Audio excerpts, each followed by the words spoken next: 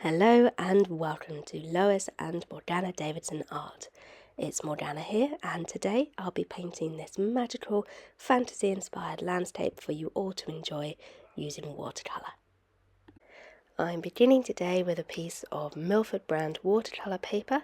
I have it taped already to my board and laying flat, ready for painting. So the first thing I'm going to do here is just lay down a wash of clean water over the entire piece of watercolour paper. The colours I'll be using today are on screen at the moment.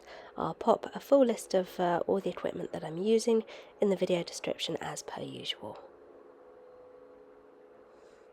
You want to get that water nice and even over the whole piece of paper and leave it for a couple of minutes to soak in so you don't have any sort of puddles of water on top of the paper before you begin to paint. And I'm beginning with some cerulean blue, and I'm applying it with my large 2-inch wash brush. This is an Aquafine Skyflow brush from De La Rowney. And now I'm bringing in another blue colour. This is lavender, which is a really nice sort of soft, subtle blue colour. It veers slightly towards the purple, as you would expect from the name. I think it's a wonderful, versatile colour, particularly for skies like this. And now I'm switching to a large mop brush for just a little bit more control over the marks that I make. And now to really give this sky a pop of bright colour, I'm adding in some Opera Rose Pink, which is just such a lovely, dreamy colour. I love using it for skies such as this. I'm just bringing a little bit of the colour into this lower third as well. Not too much. I want to keep this area quite nice and pale, and with a relatively clean band between the two sort of layers of colour, which you can see here. I'm using my mop brush to pull a little bit of colour out and some clean water, because I want a sort of a layer of mist here between the foreground and the sky and what's going to be in the background in the far distance. So now I've got that looking quite nice. Just coming back to the sky, adding a little bit more movement, a little bit more texture in there. I wanted to get some interesting sort of patterns and some cloud formations, so I'm going to begin to do that using my brush. So this is just a simple technique known as lifting, where I am using a damp brush to pull water and colour away from the paper and just leave these cleaner white marks behind, which are going to be some sort of soft edged clouds. I am cleaning and drying my brush off between putting it to the paper, so your brush stays nice and clean, doesn't smear colour everywhere, and you do only want your brush to be damp. You don't want it to be very wet, even with clean water, because doing that can encourage cauliflowers if you introduce extra water into a wash at this time. And now, whilst I am going to be encouraging cauliflowers later, I would rather not have them at this point in the sky. So an alternative method to create these cloud shapes is, as you can see here, I'm using a tissue. You can use anything absorbent. A bit of kitchen roll would be good here as well. Even you can use art sponges, things like that. There's lots of different tools available. And I want to create sort of a really sort of loose cloud shape. So you can see I'm literally just dragging my tissue along the surface of the paper here. Don't worry if it leaves behind any little flecks. You can easily pick those up later on just by using a small clean brush like so. Now I'm happy with how that sky looks. Those soft sort of misty clouds, I'm going to let that sit and dry naturally whilst I work on this lower third. So I've painted in a stripe of extra water across this lower third, which is going to slowly sort of start to bloom upwards, and this is going to create a hard edge in the sky, a cauliflower of sorts, which I am encouraging because this is how I'm going to paint in a loose mountain range.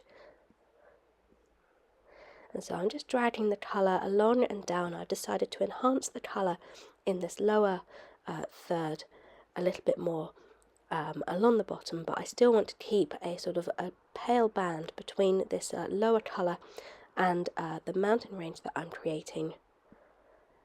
So you can see I'm pulling a bit of colour out using sweeping motions and a thirsty brush, as I did before, in much the same way as I did the clouds, but I'm keeping sort of this soft layer underneath and this layer up here, which is, you can really see here on the left, it's starting to create this hard edge where the extra water and colour is going up and meeting the wash that I put down for the sky, which is already starting to dry, and it's creating this hard edge, which is what I want for part of this mountain range.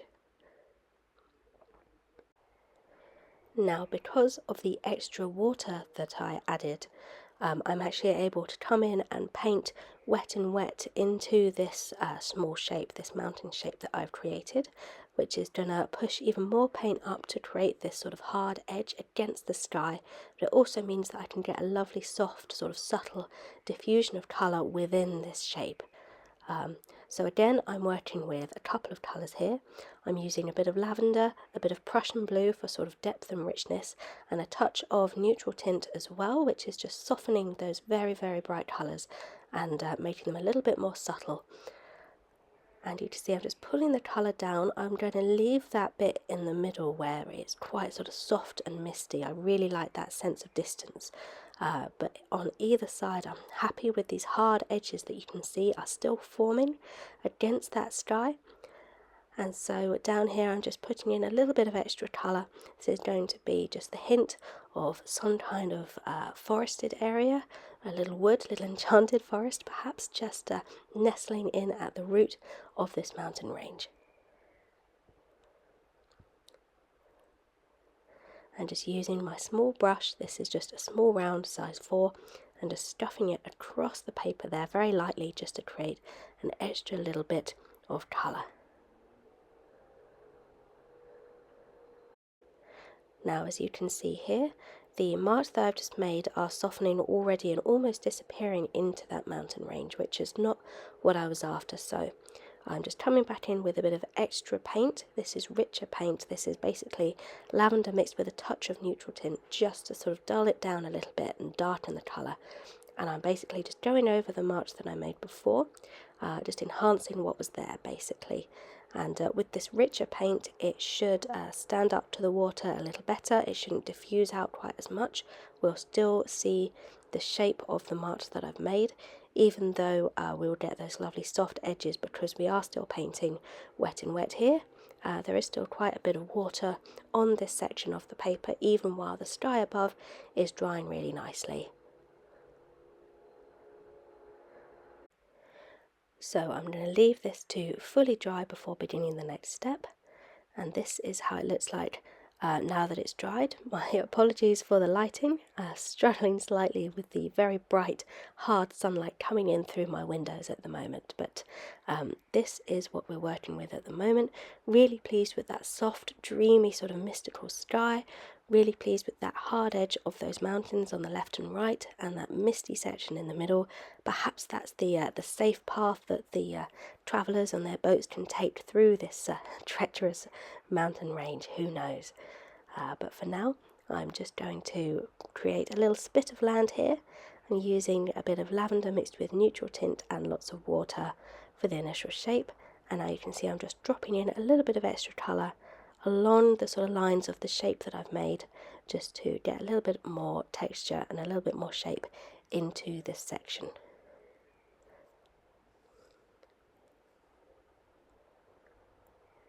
Now I'm pulling a little bit of the colour that I've just laid down up and out into these nice sort of spiky grass shapes that I do so love.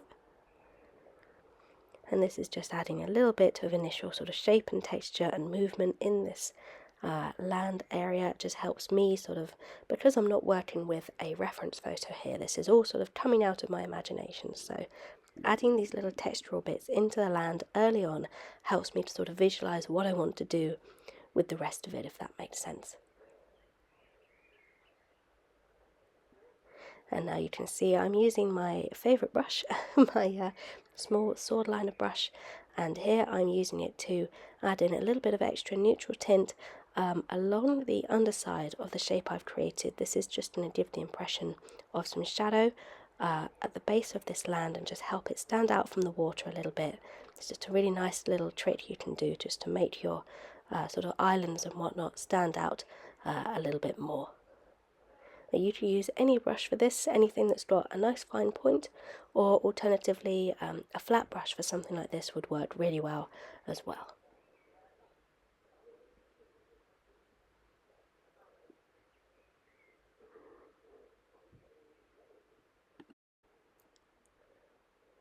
So now I'm ready to add in our focal point for this painting, which is going to be this lovely tree. I'm not working from a reference photograph because, again, this is a sort of fantasy-inspired landscape, something a little bit special to me, a little bit magical, hopefully, to all of you. So I'm just going to slowly work with my thin brush and start to build up a shape that looks appealing to me. So sort of quite sort of whimsical, elegant, sort of slightly stylized shape. I'm using lavender mixed with plenty of water and some neutral tint to get the colour to stand up against this quite strong sort of background colour that we've got here in the sky and in this mountain range. So neutral tint is really handy. I'm also just trying to blot out that extra sort of dollop of water and the paint that fell down there. Just very simply pour that out with a bit of tissue and it's all good. So I'm just going to start building up the shape here using my thin brush to begin sort of building a web of narrow branches. I don't want to do anything sort of too thick, like too many thick lines straight away, because they're quite hard to get rid of if you realise they're in the wrong place.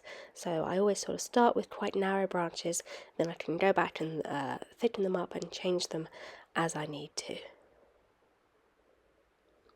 At this point you can work slowly, don't be afraid to make the silhouette look very sort of dramatic and fantastical in this beautiful sort of magical landscape. You can see here I've just hopped ahead a little bit with the camera just because it took me quite a while to paint in these little thin sort of web of branches that you can see here. I'm doing exactly the same thing as you see me doing now, just using the very tip of the brush, letting it dance across the paper and create these sort of thin, wibbly sort of little web of branch lines here.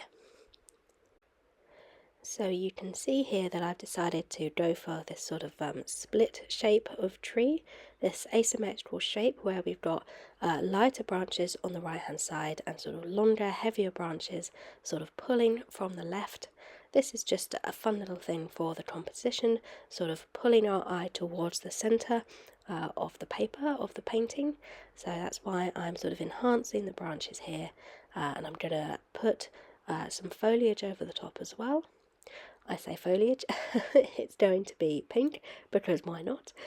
As you can see here, I'm using my texture brush and some opera rose, again that lovely pink, and I've mixed it with a little bit of white gouache for opacity so it can stand up against these stronger colours, and I'm just dabbing my brush very lightly over the tips of these branches and sort of building up this blossom shape here.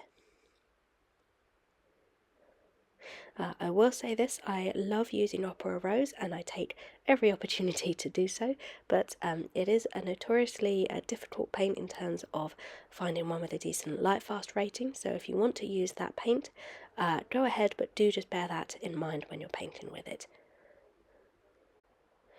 Now, something that's fun to do here is to also take up a little bit of extra white gouache on your brush and have it sort of mixed with the pink actually sort of on the brush, so you get an almost marble effect where you tap the brush to create these little blooms. I hope you can see this on this painting, that not all my pink is uniform in shade. We've got some lighter spots and darker spots, and that's really easy to do by just picking up a little bit of extra colour on the brush. So pick up a little bit of extra pink, a little bit of extra white, and it'll sort of come together on the paper and give you this variation. Now here you can see I'm just dabbing a little bit into the water here just to create the impression of a drift of fallen petals coming off this beautiful tree and perhaps lying on top of this beautiful lake. I also added a little drift of fallen petals around the base of the tree, you can see there.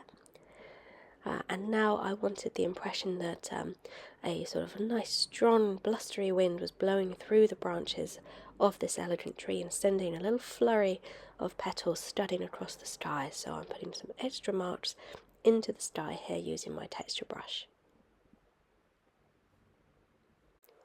And now, of course, if this sort of stylized, more illustrative type of landscape doesn't quite appeal to you, these are all great techniques that you can apply to a more realistic painting. If you want to paint from one of your own photographs, or if you want to paint sort of something that's a little bit more like a traditional landscape watercolor, then these are all great techniques that you can use as sort of transfer over to your own paintings. Now you see here I'm adding some sort of ripples and shape into the water underneath the area where the petals are laying, and I do this by using a small brush, and basically this is essentially dirty paint water here. This is an incredibly light paint that I'm just stuffing very lightly over the surface of this pale area of lake, which is already fully dry, so we're not forming cauliflowers or anything like that. It's just a little bit of extra texture, and you want this to be really, really light paint, otherwise it's going to make quite a hard, dark mark, which is going to become indistinguishable from the spit of land that we've got over there. While I was waiting for those areas to dry, I decided to add in a flock of birds here, very simply just using my small sword liner brush and some neutral tint. I was very tempted to add the silhouette of a distant dragon flying over those mountains, but I wasn't quite brave enough this time, so perhaps in the next one. Still, I think this flock of birds here still looks rather splendid, and I'm very pleased with them sort of coming in across this lake here. And now, just for a final finishing flourish, I'm adding a little bit of shimmer paint. This is a metallic sort of copper gold paint that I'm just dabbing very lightly over these areas that I've already concentrated the blossom shapes. So just enhancing what's already there, really, just adding these extra little highlights. It's hard to see at this angle. I'll see if I can get a good shot of it later, where you can see the sort of glint and shimmer of the metallic paint. This is entirely an optional step, of course. I just can't resist sometimes adding a little bit of shimmer, a little bit of shine, a little bit of extra golden luster to some of my paintings. And now a last step for me is to add in some reflections into this water of these lovely sort of reeds and plants that we put in earlier. I must confess that in my excitement over our beautiful tree and just the wonders of creating this fun, bright coloured landscape, I forgot about the reflections. So I'm adding them in now. This obviously doesn't have to be the final step for you guys. You can add them in whenever you want. Basically, as soon as you've got your shapes drawn out, and presuming, of course, that your sort of water area is fully dry. It's just a nice little touch of realism, which just helps to bring this painting together. Just want to make sure you use a fine brush and just basically draw some really simple wiggly lines following the same angles of the shapes that you've already got in your grasses, and that's just a really fun and really simple shorthand that you can use to create reflections in still water. I'm using really light paint here as well. This is just a little bit of neutral tint with plenty of water. And there we are, this is the finished painting. I managed to get slightly better light to take a photograph this time. Apologies again for that very sort of yellow light that I was filming in earlier. It's just one of those things, sadly, sometimes. But this is how the finished painting looks.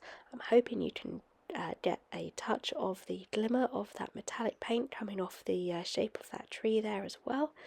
I think it looks really beautiful. This was a favourite one for me personally, so thank you everybody so much for watching. I really hope you enjoyed the video. I do love to build a story alongside my paintings, and this one for me felt like definitely there is a story somewhere going on with this painting. I'd love to hear your version of it. I'd love to hear what you think of this landscape.